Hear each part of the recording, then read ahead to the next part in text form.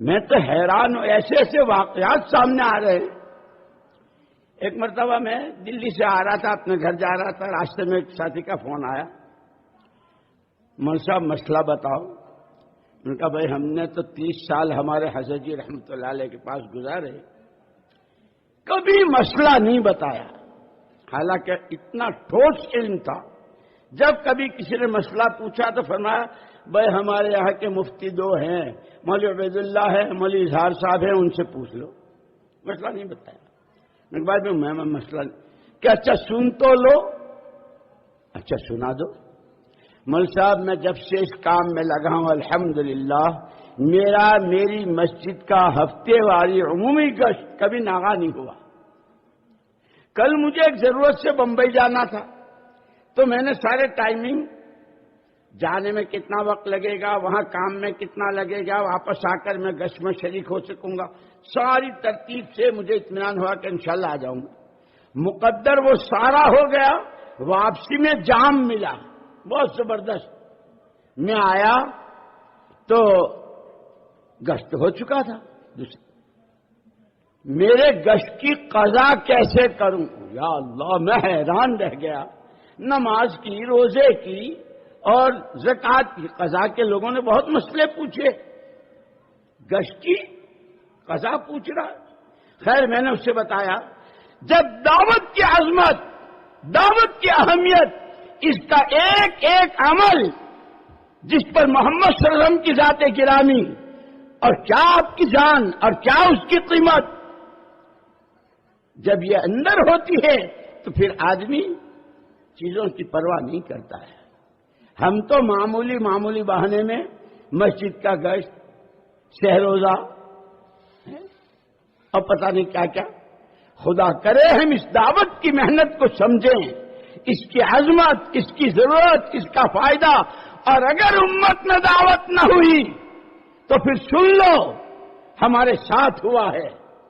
Beirut میں ہیں، گشت کے لیے نکلے ہیں، ایک جوان آتا ہے اور وہ کھلا ایک پمفلیٹ بکلیٹ چھوٹی سی اور صاف جو کہا ادعوک الی النصرانیہ، ہم تمہیں نصرانیت کی دعوت دیتے ہیں۔ ہمارا وہ ساتھی ایک لفظ نہیں جانتا تھا عربی کا، لیکن بے چینی اور بے قراری، اس لیے دوستو خالی آنے جانے کا نام تبلیغ نہیں ہے، ایک فکر ہے، ایک کڑن ہے، ایک سوچ ہے، ایک درد ہے، ایک اندر کی آہ ہے۔ خدا ہمیں سمجھا دے۔ اس ساتھی نے اس کا بول لے لیا، وہ سنکش لے لیا اس کے منہ سے، اور بہت تکلف ادعو کا الی الاسلام، اس نے یہ اتنا کہنا تھا کہ اس نے ہاتھ چھڑایا اور بھاگا۔ مجھے 100% اس دن یہ انشراح ہو گیا کہ آدمی 2 حال سے خالی نہیں، یا داعی ہوگا یا مدعو ہوگا۔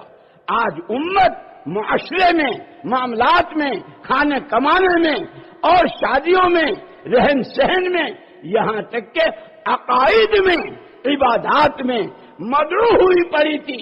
جس امت کا بچہ داعی تھا، جس امت کا بچہ نبی کا نائب تھا، جس امت کا بچہ خدا کا خلیفہ تھا، ہائے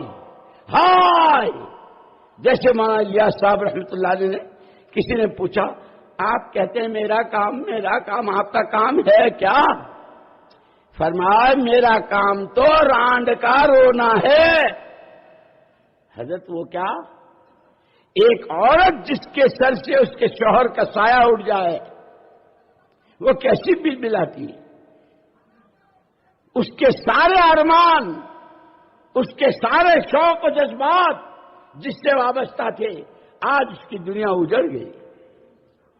فرماتے تھے میرا کام تو بیوہ کا رانڈ کا رونا ہے۔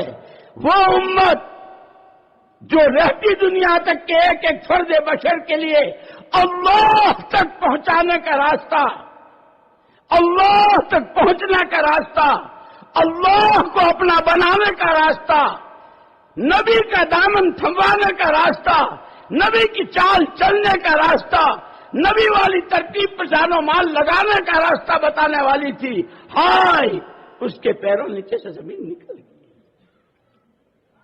میرے دوستو، مسئلہ صرف بیان آ گئے، مجمع ہو گیا، تقریر ہو گئی، سن لی، دامن جھاڑ کے کھڑے ہو گئے، اتنا نہیں ہے۔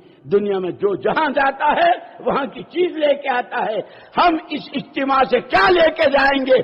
ہر ایک کو مستقل نمازیں پڑھ کر اللہ سے مانگنا ہے، اے اللہ جو ہماری ذمہ داری، جس کام کے لیے تو نے ہم کو وجود دیا، جس امت میں تو نے ہم کو پیدا کیا، اے اللہ ہمیں بندگی، ہمیں سچا مسلمان، ایک سچا آدمی اور انسان اور تیرا سچا غلام، تیرا سچا بندہ، اے اللہ اس کی یہ محنت یہ تو ہمیں سمجھا دے۔